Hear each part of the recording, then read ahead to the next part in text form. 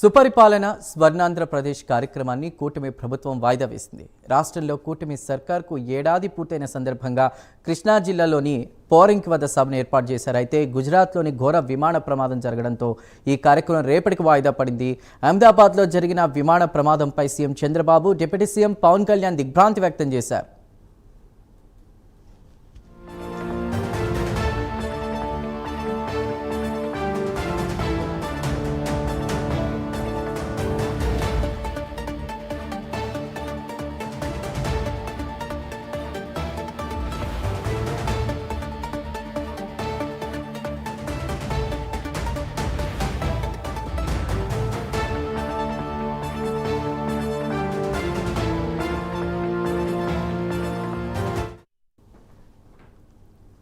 సుపరిపాలన స్వర్ణాంధ్రప్రదేశ్ కార్యక్రమాన్ని కూటమి ప్రభుత్వం వాయిదా వేసింది.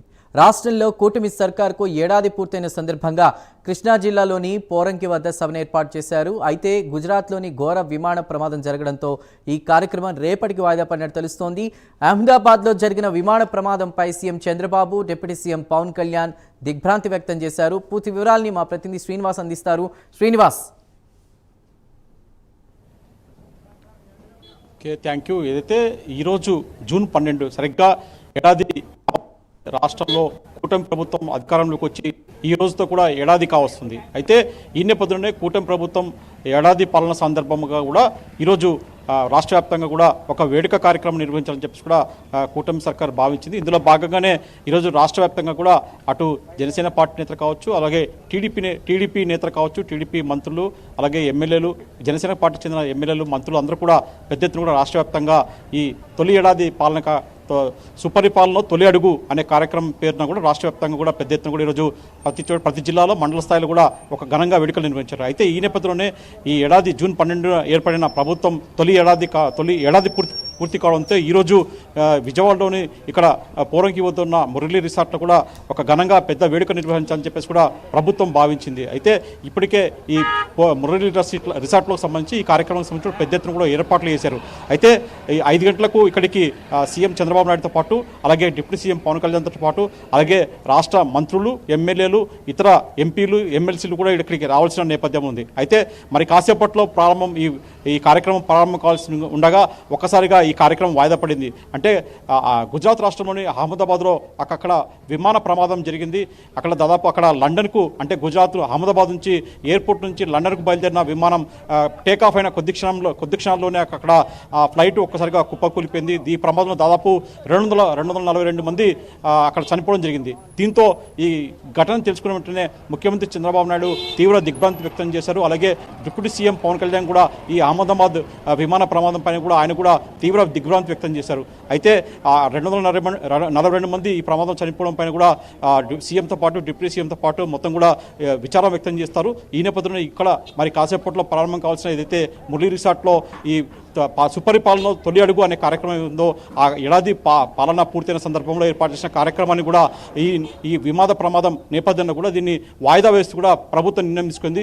ఈ మేరకు కూడా మొత్తం మరి కాసేపట్లో ప్రారంభం కావాల్సిన ఈ ప్రోగ్రామ్ని కూడా మొత్తం క్యాన్సిల్ చేశారు. ప్రస్తుతానికి మటుకు ఈ ప్రోగ్రాం రేపటికి వాయిదా వేస్తున్నట్టు కూడా ప్రభుత్వం ప్రకటించింది. అయితే ఈ ప్రమాదం నేపథ్యంలో రేపటి కూడా మరి ప్రోగ్రాం ఉంటుందా లేకుంటే మరి వాయిదా వేస్తారని చెప్పేసి కూడా ఇంకా స్పష్టత రావాల్సి ఉంది. మొత్తం చూసుకున్న మటుకు ఈ కూటమి ప్రభుత్వం అధికారంలోకి వచ్చి నేటితో ఏడాది అయింది చెప్పేసి కూడా ప్రభుత్వం, ఎందుకంటే సుపరిపాలన అంటే ఏడాది కాలంలో కూడా కూటమి సర్కార్ అధికారంలోకి వచ్చాక అనేక సంక్షేమ కార్యక్రమాలు, అలాగే అనేక అభివృద్ధి కార్యక్రమాలు కూడా చేపడుతూ వస్తుంది. తాజాగా చూసుకుంటే కూటమి సర్కార్ వచ్చి ఈరోజు తొలి ఏడాది పూర్తయిన నేపథ్యంలోనే ఈరోజు తల్లికి వందనం కార్యక్రమాన్ని కూడా ప్రభుత్వం ఘనంగా చేపట్టింది.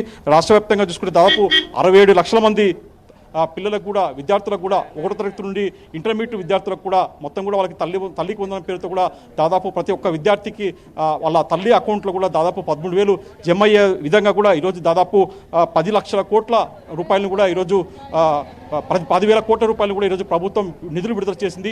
దీనికి సంబంధించి కూడా ఒక జీవోను కూడా విడుదల చేయడం జరిగింది. ఉదయం జరిగిన మీడియా సమావేశంలో కూడా ముఖ్యమంత్రి చంద్రబాబు నాయుడు ఈ జీవో కాపీని కూడా విద్యాశాఖ, ఐటీ శాఖ మంత్రి కూడా అందజేయడం జరిగింది. దాదాపు రాష్ట్ర వ్యాప్తంగా చూసుకుంటే గత వైసీపీ ప్రభుత్వంలో ఏదైతే ఈ విద్యార్థులను ఆదుకునే కార్యక్రమం ఉందో దానికి భిన్నంగా కూడా కూటమి సర్కార్ అధికారంలో వచ్చాక ఈ తల్లికి వందనం కార్యక్రమం చేపట్టింది.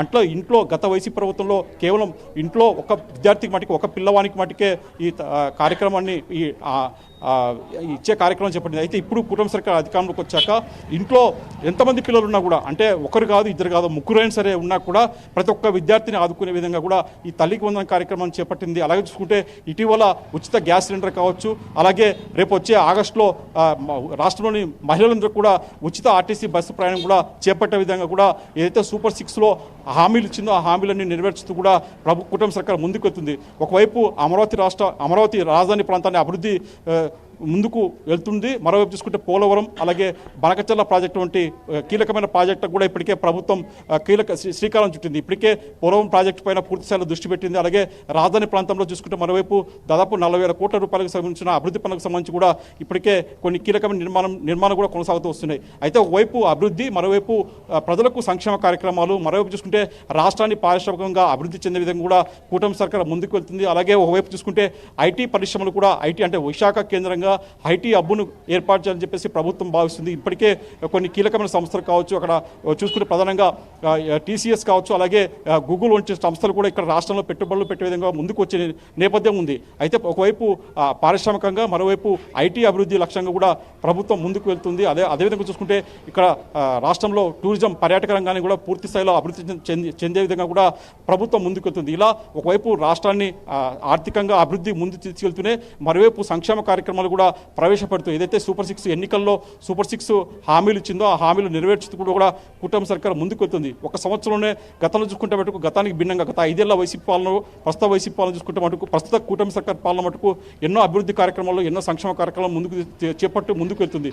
ఒక విషయం తాజాగా చూసుకుంటే గతంలో రేషన్ కార్డులు రేషన్ మటుకు వాహనాల ద్వారా వాళ్ళకి లబ్ధిదారులకు ఇచ్చే కార్యక్రమాన్ని వైసీపీ చేపట్టింది. అయితే దానికి భిన్నంగా దాని మీద వ్యతిరేకత రావడంతో ఇప్పుడు కూటమి సర్కార్ అధికారంలోకి వచ్చాక ప్రతి ఇంటి వద్దనే ఒక రేషన్ దుకాణాల ద్వారా కూడా లబ్ధిదారులకు కూడా రేషన్ ఇచ్చే కార్యక్రమానికి కూడా కొత్తగా శ్రీకారం చుట్టింది. అంటే ఒకవేళ వృద్ధులున్నా లేదంటే వాళ్ళు వికలాంగులున్నా సరే ఇంటికి వెళ్ళి కూడా రేషన్ అందించే కార్యక్రమాన్ని కూడా ఇప్పుడు సివిల్ సప్లై శాఖ మంత్రి నాదెండ్ల మనోహర్ ఆధ్వర్యంలో కూడా ఈ కార్యక్రమాన్ని కూడా చేపట్టింది. ఇలా ఒక్కొక్కటి అభివృద్ధి ఒకవైపు, సంక్షేమ కార్యక్రమం ఒకవైపు, ఇలా ముందుకు కూటమి సర్కారు ఒక్కొక్క అడుగు వేసి కూడా ప్రజల మన్ననలు పొందే విధంగా కూడా ముందుకు వెళ్తుంది. మరోవైపు చూసుకుంటే డిప్యూటీ సీఎం పవన్ కళ్యాణ్ ఆధ్వర్యంలో కూడా ప్రభుత్వం అనేక సంక్షేమ కార్యక్రమాలు కూడా ఆయన ద్వారా కూడా ముందుకు తీసుకెళ్తుంది. ఇప్పటికే ఆయన డిప్యూటీ సీఎం పవన్ కళ్యాణ్ రాష్ట్రంలోని పంచాయతీరాజ్ శాఖ ఆదరణ కూడా గుంతలు పూడ్చే కార్యక్రమాన్ని, అంటే రోడ్లలో గత వైసీపీ ప్రభుత్వం చూసుకుంటే రహదారులని గుంతలమయంగా ఉండేది, వాటినంటిని కూడా తన పంచాయతీరాజ్ శాఖ ద్వారా కూడా ప్రత్యేకంగా నిధులు కేటాయించి ఎక్కడికక్కడ రోడ్లన్నీ కూడా వాటిని గుంతలు పూడ్చే కార్యక్రమం భారీతం చేయడం జరిగింది. అలాగే ఆయన గిరిజన ప్రాంతాలు కూడా ఆయన స్వయంగా పర్యటించారు. అక్కడ గిరిజన ప్రాంతాల ప్రజలు కూడా ఆయన కష్టసుఖాలు తెలుసుకొని వాళ్ళ సమస్యలను కూడా పరిష్కరించే విధంగా కూడా డిప్యూటీ సీఎం పవన్ కళ్యాణ్ ఎప్పటికప్పుడు కూడా ప్రజల్లో ఉంటూ ముందుకెళ్తున్నారు. ఈ విధంగా చూసుకుంటే ఒక డబుల్ ఇంజన్ సర్కార్ ఇక్కడ కూడా నడుస్తుందని చెప్పుకోవచ్చు.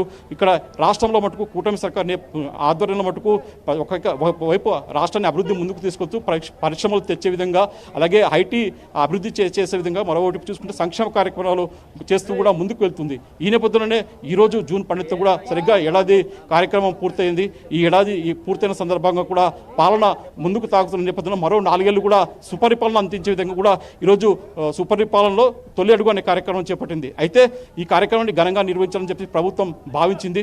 ఇప్పటికే ఇక్కడ మురి రిసార్ట్లో కూడా ఈ కార్యక్రమం పెద్ద ఎత్తున ఏర్పాటు చేస్తుంది. దాదాపు రాష్ట్రంలోని మంత్రులతో పాటు ఎమ్మెల్యేలు, ఎమ్మెల్సీలు, అలాగే ఎంపీలు, ఇతర ప్రభుత్వ శాఖల అధికారులు కూడా ఈ కార్యక్రమాన్ని పాల్గొనే విధంగా కూడా ముఖ్యమంత్రి చంద్రబాబు నాయుడు ఈ కార్యక్రమం రూపొందించారు. అయితే ఈ కార్యక్రమాన్ని ఏదైతే అహ్మదాబాద్లో జరిగిన విమాన ప్రమాదం ఉందో ఆ ప్రమాదం నేపథ్యంలో కూడా దాన్ని తీవ్ర విచారం వ్యక్తం చేసి కూడా ప్రభుత్వం ఈ కార్యక్రమాన్ని వాయిదా వేసింది. బహుశా రేపటికి ఈ కార్యక్రమాన్ని నిర్వహించే అవకాశం అని చెప్పేసి కూడా ప్రభుత్వ వర్గాలు చెప్తున్నాయి. ఇది మొత్తం మీద ఇక్కడ ఈరోజు జరిగే తాజా పరిస్థితి. Right Srinivas, thank you for the updates.